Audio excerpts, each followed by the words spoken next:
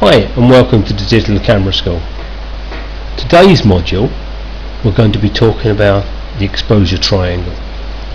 Now the exposure triangle would be, say, the equivalent to your clutch, brake and accelerator on your car.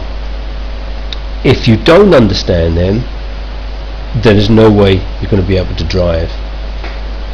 And if you don't understand the exposure triangle, there's no way you're going to be able to use your camera in a manual setting. And like in a car, if you know how to drive, you get the freedom to go out and drive wherever you want. Here you get the freedom and the creativity of bringing in those beautiful images. So let's take a look and find out exactly where the exposure triangle is. So we're looking at the camera on the side of it, as if the camera was cut in half. First of all, let's look at our SD card, or in olden days that would be our roll of film. So the SD card is right at the back of the camera. Now I'm putting it in simple terms because it would be dead in the back of the camera, but let's say for simplicity's sake, it's right at the back of the camera. So this is where we want to have our images saved on our SD card. And in the lens we have our aperture. Okay, so that's controlling the amount of light coming through the lens. Okay, so our SD card is our roll of film or our memory slot, and our aperture is controlling the amount of light going through the lens. So if the light's coming through, that's where our aperture is controlling it, so it just doesn't come in one lump. Okay, so then if we look at the blue line represents our shutter. Now our shutter is between our aperture and our SD card, and that is controlling again the amount of light going onto your SD card. So you have two parts controlling the amount of light, our aperture and our shutter speed. So we need to find out what they do. So if we put those three together, we now have our exposure triangle, and those are the three things we're going to be talking about today. Okay, so the exposure triangle controls the amount of light going in to your camera. It is controlled by your shutter, your ISO and your aperture. Each part of those, the shutter, ISO and aperture, controls two parts. So we have our aperture, our ISO and our shutter. So how do they work? Well, let's have a look at their aperture. As I said to you, the aperture controls the amount of light going through the lens and is measured by an F number. The smaller the F number, the more light is let in. If we see here in our graph here, 1.4 lets in more light than F16. This is worked out in fractions, so if you're into fractions you'll understand why the smaller number lets in more light than the large number, but I'm not going to go into that in great detail, there is no point. The larger the number lets in less light, as we have just said. The aperture also controls the depth of field. Again, one of our other modules goes into that in great detail. Let's take a look at the shutter. The shutter is measured in parts of a second.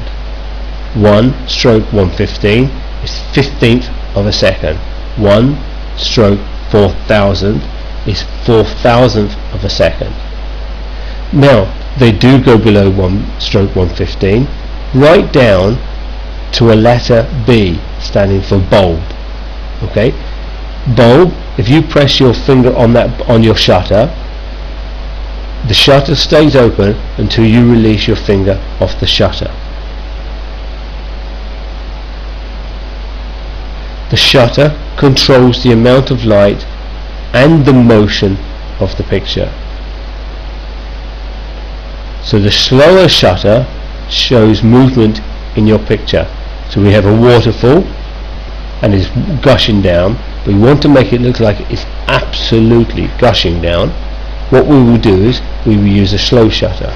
Now if we wanted to freeze that water, we would do the opposite and have a fast shutter which will freeze the water coming down the mountain. Fast shutter freezes the picture. So we see a guy running here. We can see clearly the bottom of his shoe. We can see his legs. Okay, they look like he's standing in mid-air. But all we've done is frozen the picture. If we used a slower shutter, we would have just had a blurred picture. So let's take a look at the ISO.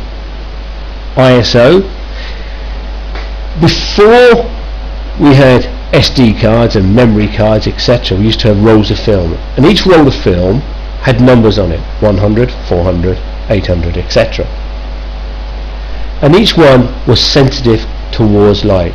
So the larger the number, 1000, 1600, etc., was you could use that roll of film in a low light area. Say at a Christmas time you wouldn't have to use flash, just the indoor lights, Christmas tree lights, etc. 100 you would have to use on a summer's day, because you remember going into the chemists, you would go, I want a roll of film, I'm going on holiday, there's some 100 roll of film.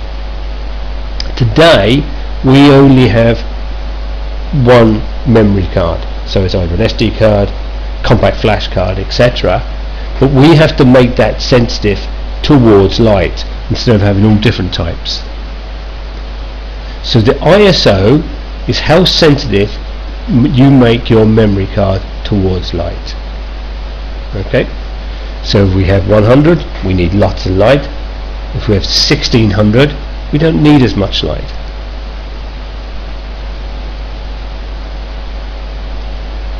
Higher the number, you don't need as much light, as we've said.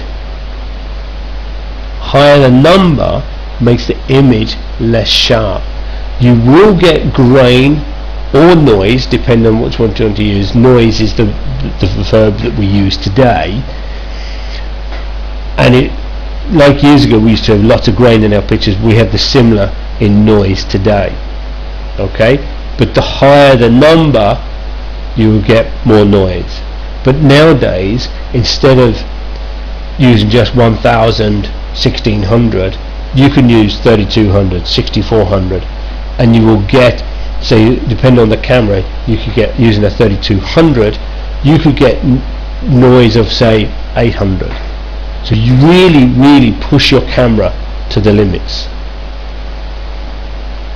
So the higher number gives you more noise or grain, as we can see here in this picture in the eyes. Okay, so the lower the number, you need lots of light, as we see with the two lads here, taken on a summer's day. 100, that will allow me to load that picture up to a 1216, nice and soft, nice and sharp.